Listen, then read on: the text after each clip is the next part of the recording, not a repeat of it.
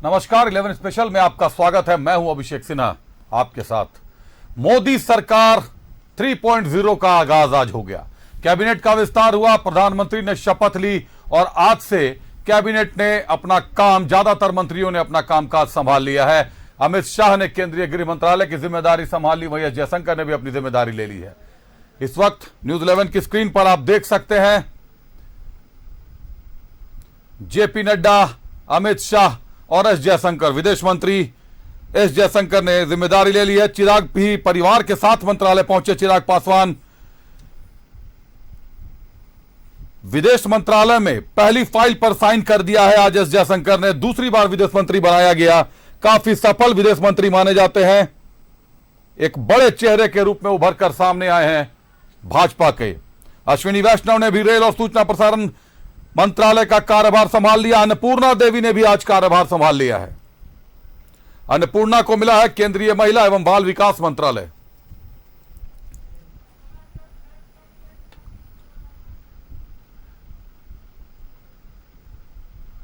इस वक्त न्यूज 11 की स्क्रीन पर आप देख रहे हैं ललन सिंह और चिराग पासवान ने अपने मंत्रालय संभाल लिए हैं। ललन सिंह को जहां केंद्रीय मत्स्य पालन मंत्रालय का प्रभार दिया गया है, पदभार दिया गया है, वहीं चिराग पासवान को खाद्य प्रसंस्करण उद्योग मंत्रालय का कार्यभार दिया गया है और दोनों ही लोगों ने आज अपने कार्यभार संभाल लिए हैं।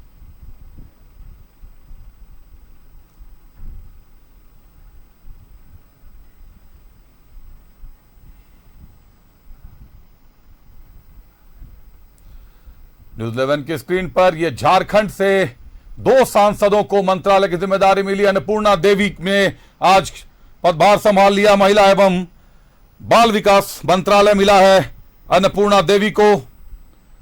वहीं दूसरी तरफ संजय सेठ ने केंद्रीय राज्य मंत्री का पदभार आज ग्रहण कर लिया है। काफी तीव्रता के साथ काम की शुरुआत हुई है।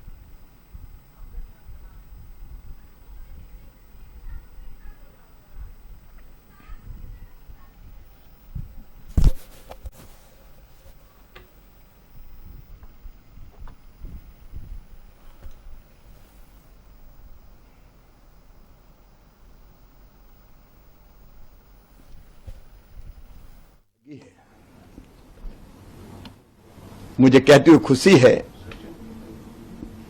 कि प्रधानमंत्री जी ने कल जो सबसे पहले फैसला लिया वो किसान के हित में ही लिया। किसान सम्मान निधि जारी करने का उन्होंने फैसला किया है। भारतीय जनता पार्टी की सरकार ने पहले भी किसानों के कल्याण में कोई कसर नहीं छोड़ी। अब एनडीए की सरकार इन कामों को और तेजी से प्रधानमंत्री जी के नेतृत्व में आगे बढ़ाएगी। प्रधानमंत्री जी का संकल्प है किसानों की आय दुगनी करने का, उसके लिए निरंतर काम हो रहा है। उसमें और भी तेजी से बड़े सुधार किए हैं। रेलवे का इलेक्ट्रिफिकेशन हो, नई पटरियां बनानी, नए तरह की ट्रेन्स लानी, स्टेशंस का रीडेवलपमेंट, ये 10 वर्षों की प्रधानमंत्री श्री नरेंद्र मोदी जी की बड़ी उपलब्धियां हैं। और रेलवे को एक इसलिए फोकस पे रखा है प्रधानमंत्री जी ने क्योंकि रेलवे साधारण नागरिकों की, आम नागरिकों की सवारी है और अपनी देश की अर्थव्यवस्था की एक बहुत मजबूत रीढ़ की हड्डी है। इसीलिए रेलवे पे बहुत फोकस है। मोदी जी का भावनात्मक संबंध है रेलवे के साथ। इसी विजन को, प्रधानमंत्री जी के इसी विजन को जो पिछले 10 सालों में ट्रांसफॉर्मेटिव विजन रहा है, इसी विजन को आगे इम्प्लीमेंट करने की जिम्मेदारी दी है प्रधानमंत्री जी ने। मैं उनका आभारी हूं। हृदय से प्रधानमंत्री श्री नरेंद्र मोदी जी को धन्यवाद देता हूं। प्रधानमंत्री श्री नरेंद्र मोदी जी को धन्यवाद देता हूं।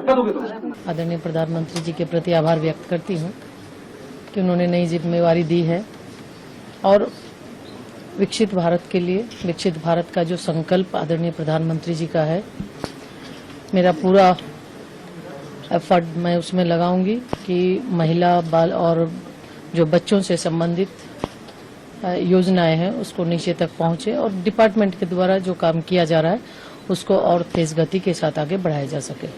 और उसके साथ ही साथ विभिन्न मंत्रालयों के साथ, चूँकि महिला बाल विकास मंत्रालय कई मंत्रालयों को साथ लेकर चलती है और कई से हम सहयोग लेते हैं, काम करते हैं, तो विभिन्न मंत्रालयों के साथ एक समन्वय बनाकर जो कार्य किए जा रहे हैं, जो लक्ष्य आदरणीय प्रधानमंत्री जी ने निर्धारित किए हैं, उस लक्ष्य को आगे तक पहुंचाने का पूरा प्रयास करेंगे। बड़े सुधार किए।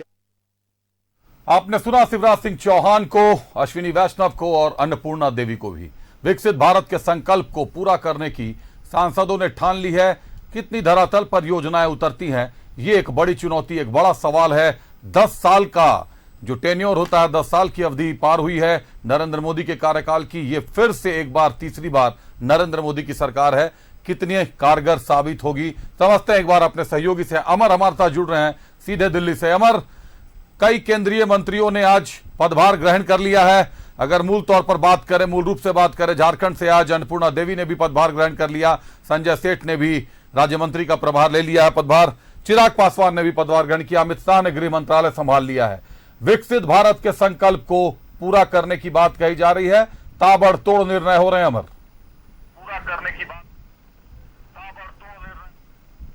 बिल्कुल आपने सही कहा कि परसों 9 तारीख को जब सभी लोगों को मंत्री पद का या फिर गोपनीयता का शपथ दिलवाई गई, उसके बाद आज से मंगलवार है। मंगलवार का दिन बेहतर है, हनुमान जी का दिन है। इस वजह से सभी लोगों ने अपना नाम और अपने शुभ संकेत जो होते हैं हिंदू धर्म का, उसको मानते हुए आज सब लोगों ने 10 बजे के बाद जो है अपना पदभार संभाल लिया। आज सबसे पहले कह सकते हैं कि आज जिस तरह से अमित शाह गृह मंत्री खुद जो है अपना पदभार संभाले, उसके बाद रक्षा राज्य मंत्री संजय सेठ ने लिया, महिला एवं बाल कल्याण मंत्रालय को अन्नपूर्णा देवी ने संभाल ली।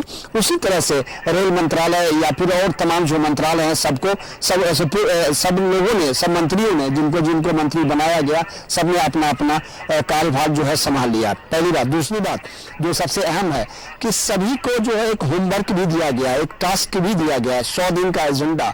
100 दिन के एजेंडे पर जो है आपको 100 दिन के बाद आपकी रिपोर्ट जो है सबमिट किया जाएगा। आपको याद होगा कि 2014 में जब नरेंद्र मोदी पहली बार यानी भारतीय जनता पार्टी की सरकार बनी थी, तो 2014 में सबको 100 दिनों का टास्क दिया गया था। उसके बाद उस आधार पर जो है एक रिपोर्ट कार्ड तैयार किया जाता है, जो भारतीय जनता पार्टी या नरेंद्र मोदी सरकार का जो एक कह सकते हैं कि एक सरकार चलाने का जो एक तरीका है।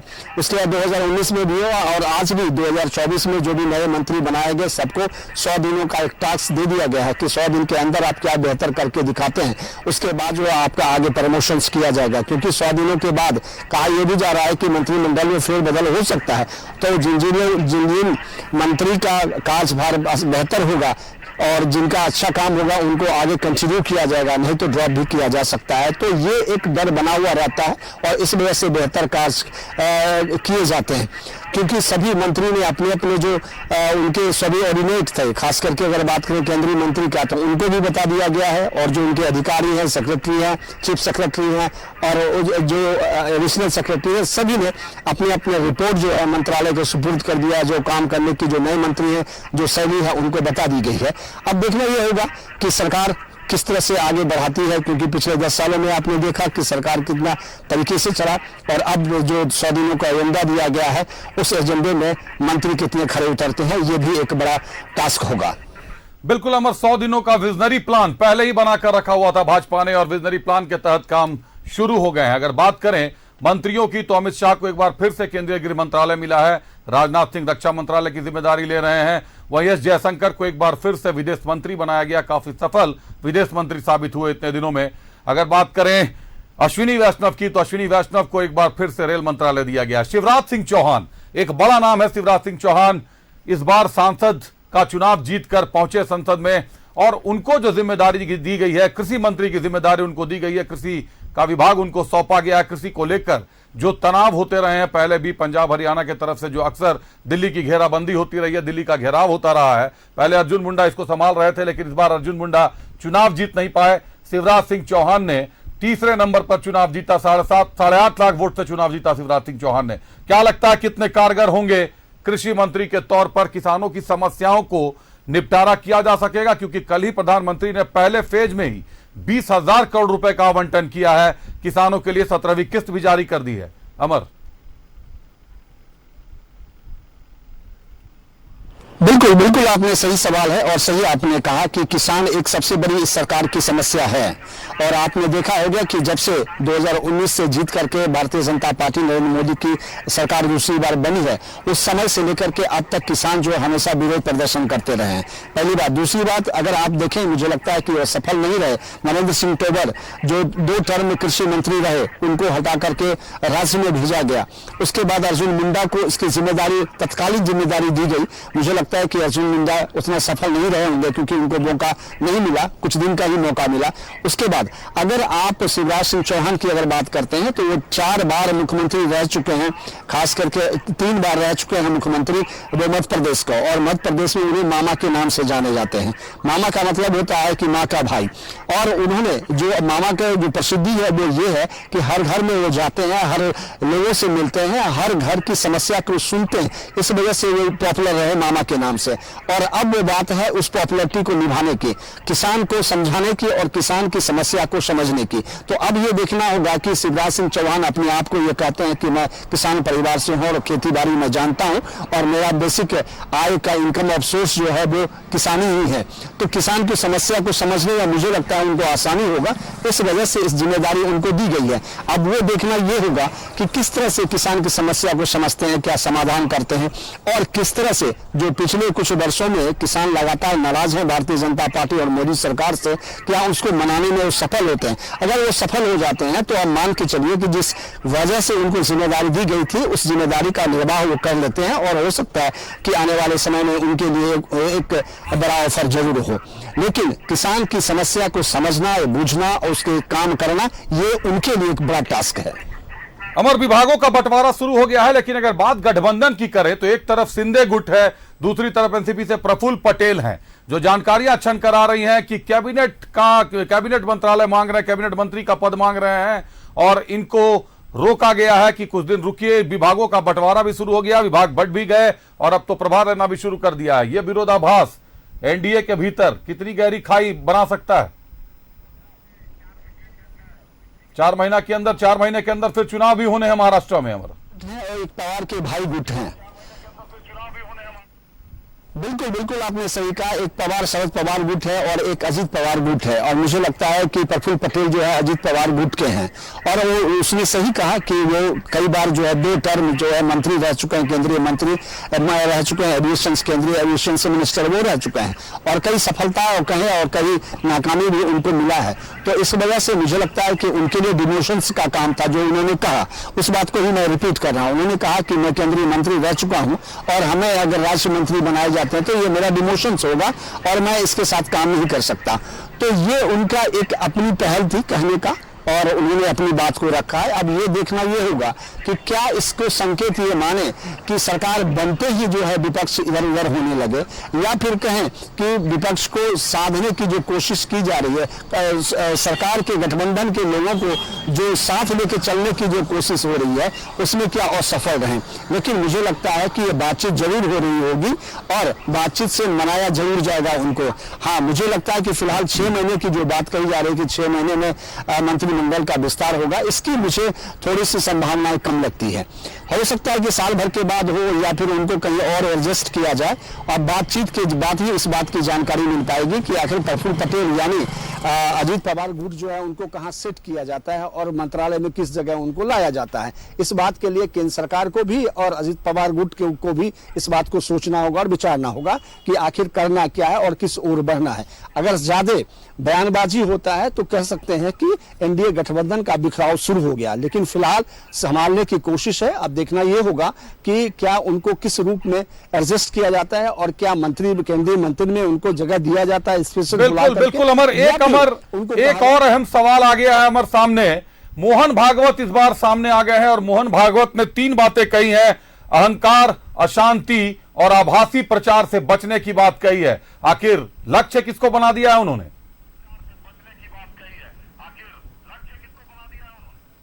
देखिए, बिल्कुल सही बात है कि राजनीतिक और कह सकते हैं समाज सेवा में अगर आप रहते हैं तो आप अकड़ के बात नहीं कर सकते हैं और आपकी अकड़न को जनता बर्दाश्त नहीं करेगी।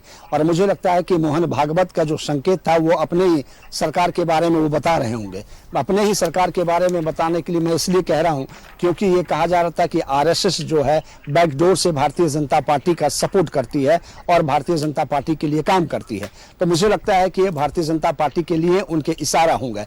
और ये बात सच है कि अगर आप पब्लिक फिगर में हैं या पब्लिक से आपको सलूकात है या फिर वोट की राजनीति करते हैं आप या वोट मांगने के लिए जाते हैं तो आपको लिबरल रहना पड़ेगा और जनता के लिए काम करना पड़ेगा। और अगर आप नहीं करते हैं तो जो मोहन भागवत का संकेत था कि 240 में आप सिमट जाइएगा, वो उसका एक संकेत ये भी है।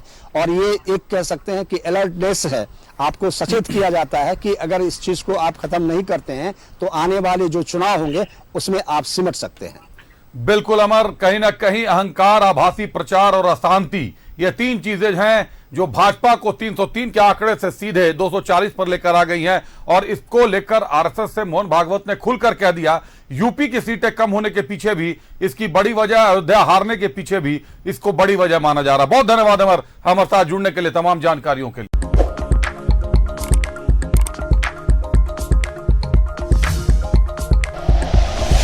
Like and share videos, subscribe करें हमारा चैनल और प्रेस करें बेल आइकॉन। न्यूज़ 11 भारत, सच है तो दिखेगा।